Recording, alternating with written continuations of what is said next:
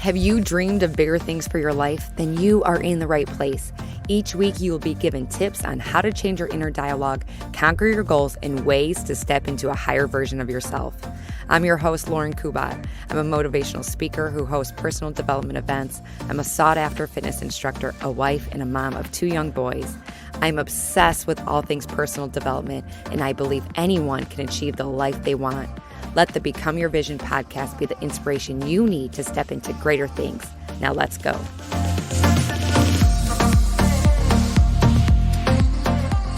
Hello, podcast fam. I am excited for this episode because it is motivation. And we can all use motivation, especially if you're listening to this on a Monday. It's a new week. And sometimes we just need that extra push, that extra nudge, that extra motivation. So I'm hoping that this episode will help you.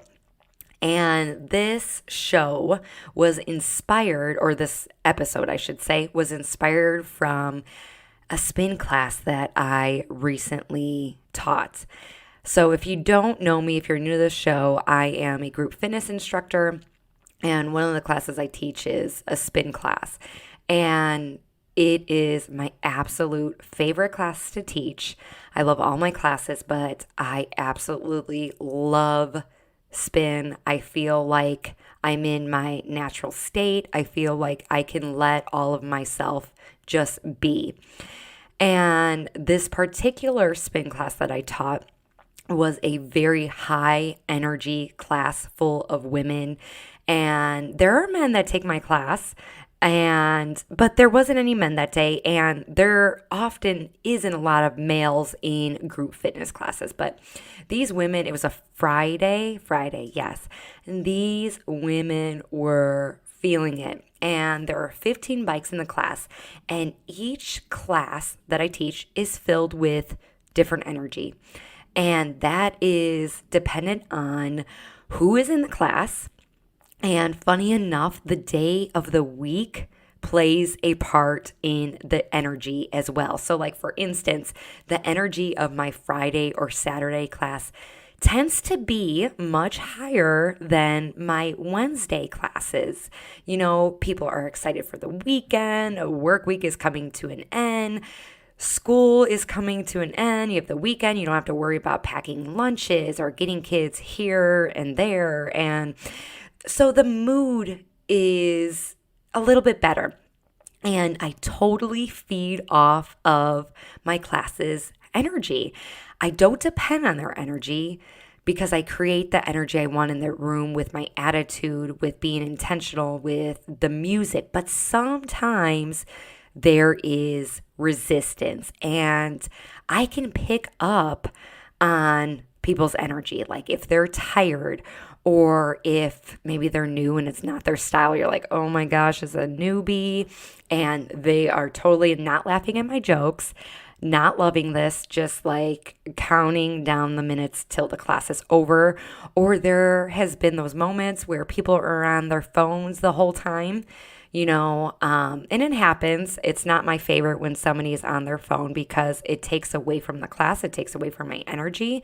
But I mean, people have kids and they're waiting on phone calls from doctors and things like that. So I do get it, but it definitely affects the energy in the room. But on this particular day, the energy was like just right. And when the energy is just right, I can get into the class a little bit more.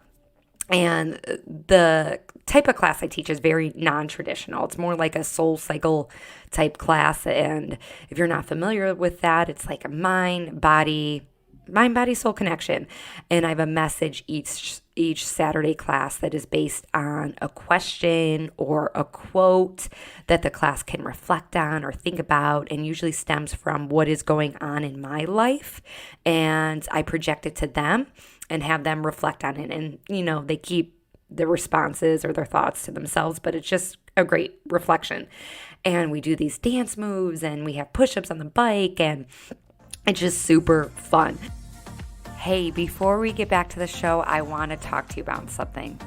If you are listening, you are into self-improvement. You are someone who reflects and takes the initiative to grow yourself and become a better you. If you are not already taking your personal development to the next level, I highly suggest journaling. In fact, I devoted a whole episode to journaling, which was episode 16. I used to think that I would have to spend so much time getting my thoughts out on paper, time that I didn't have, but that is far from the case. I created a list of 100 questions that you can reflect on in 3 to 5 sentences, like take one question a day and reflect on it in 3 to 5 sentences, which is much less than the time you spend scrolling on Facebook or Instagram. I can promise you that because I spend way too much time on social media. But with these questions, you can even ponder them. You don't even have to write your thoughts down, although I think that is way more effective. But if you are living a very busy life, you can ponder these questions as you are driving your kids to their next practice. And if you're feeling like all you do is wake up and do a million things, go to bed, and then do it all over again, then these questions are for you. And all you have to do is head to Etsy.com and search Visionbylauren, it's all one word, to get these thought-provoking questions that will get you to add more intention to your life. There is way more to life than your to-do list. So just go to Etsy.com to get your life-changing questions for $5. And if you're like me, you spend no less than that at Starbucks. What better way to level up your life? I will leave all that information in the show notes. Now let's get back to the show. So there was this one song. It was like in the middle of the class. Everybody's warmed up. Everybody started to feel it. They were already just like shaking off the work week. And I was like, add a body roll to this. And you might be thinking like, oh my God, I would never. How embarrassing. Like WTF. What kind of class is this?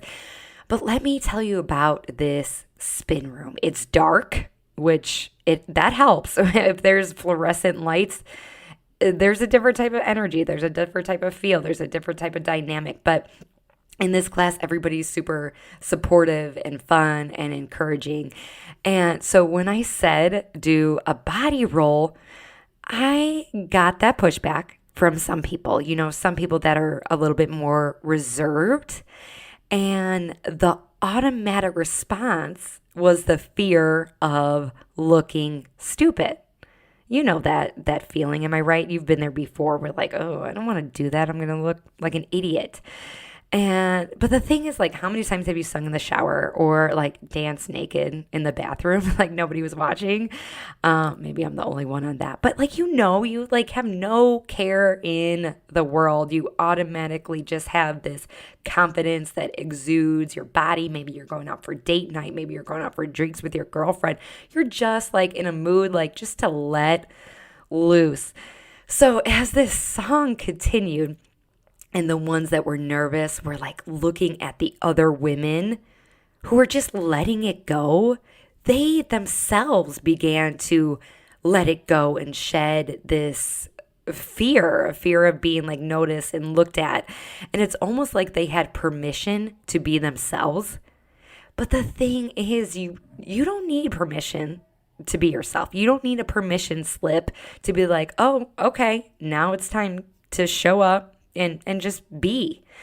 And I think it's so important that we make our own permission slip, that we shouldn't look to others to see what they're doing before we decide how we are going to show up. And the urge to let loose or the resistance of letting loose can create this response to just like fight it. But you can fight doing the thing that you know is going to move the needle forward, or you can fight the thing that is the urge to let loose out of fear, or you can fight speaking up. But instead of fighting, you can also just be like, fuck it, and just go for it. And that's the moral of the story. And that was the moral that I learned from this class. Like, you can fight it if it's worth it, or you can say fuck it. But when you let yourself be and you let yourself do the thing, you eliminate that pushback. And when there's no resistance, there are no barriers. And what you're left with is ease. And it's almost like you can breathe again, like your shoulders relax and you just breathe. And this is not something that comes natural to everybody. And that's not something that always comes natural to me. And I want to share this other story with you. So today, actually, I took this aerial silks class, and it's like where you have these sheets, like these silk sheets, and they hang from the wall. And you wrap your body into them and you like hang from them. And it's so pretty, but so very hard. And these women that do it all the time, they just look like naturals. And in the beginning of class, they were showing these moves that, were a bit intimidating, but they were doable. And then they started to build on these moves and make them a little bit more challenging. And there was one particular move at the end of class where you had to almost like climb the sheet, for lack of a better word, the silk, I guess. And you had to do multiple things. Like one of your dominant foot had to like wrap the sheet around your like ankle, and the other foot had to serve as kind of like the brake or the climbing foot, while your hands had to assist your upper body in pulling yourself up, but not really pulling yourself up, more like a pushback. It's kind of hard to explain. So not necessarily like you're climbing a rope, but your instinct wants to do that. But your body is like, no, you're not going anywhere, especially when your foot is wrapped up in the silk. And when this woman, who happened to be like in her 60s, super fit, full of energy, just exuded this confidence, and you could tell she was in her element. This was her jam. This is where she let loose, just like I do when I'm on a bike in a spin class. But when she was teaching or demonstrating the move for the woman that was before me, the woman was having a hard time getting it. And she was failing multiple times. So I automatically felt like, oh shit, this is a difficult move. And then I started over analyzing. I'm like, okay, her foot's doing this. Her opposing foot is doing that. Her one arm is doing this. Her other arm is doing that. And I started analyzing. Well, what happened was when it came to my turn, I had all these steps in my head, but they weren't coming naturally to me. And I was almost like a deer in headlights. Like I wanted to get it so bad because I'm in this group of women that were just like super fit and just super beautiful and super just like inspiring and awesome. And I was like, almost like I had something to prove when there was nothing to prove. And so I was getting stuck in my own head. Like, and when that happens to me, when I get stuck in my own head, and maybe this has happened to you, maybe you know this feeling, but if you don't, what it feels like is somebody's giving you directions and you're responding like, oh yeah, I got it. But you are just like tunnel vision, and you almost like black out in the sense that you don't know what the hell you're doing. So you're not listening to what they're saying, and then you're just letting your body kind of do what it wants to do, but it's not making sense. So that's what it was feeling like. And this woman, I believe her name was Pamela, who was teaching this class, and she was so sweet.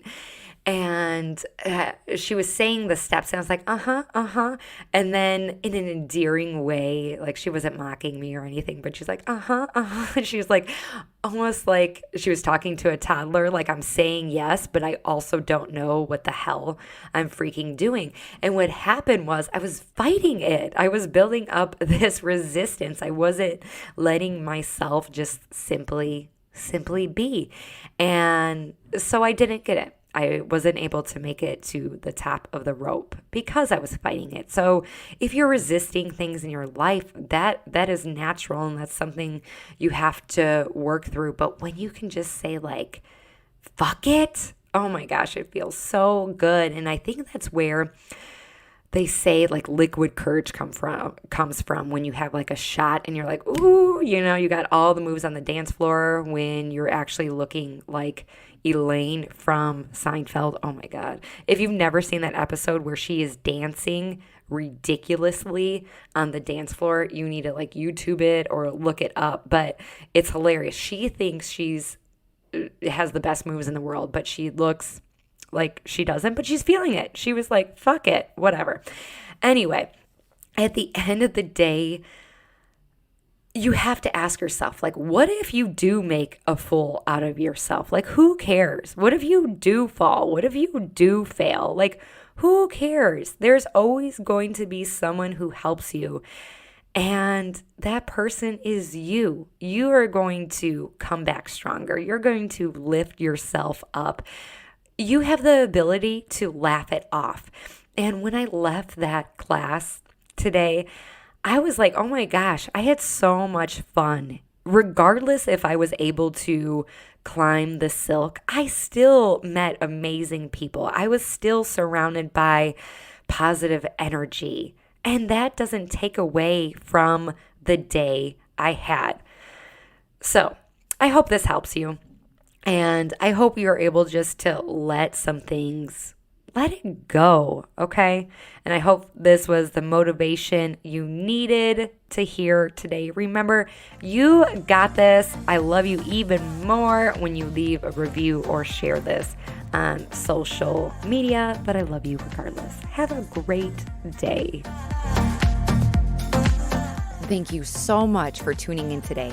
If you love this episode, make sure you are subscribed so you know when more episodes come available. My goal is to inspire others to become their vision, and one way to get the word out is with reviews. I would really appreciate it if you left an honest review on iTunes, and it would mean so much to me. Thanks again, and remember to go after the life you want. Bye, guys.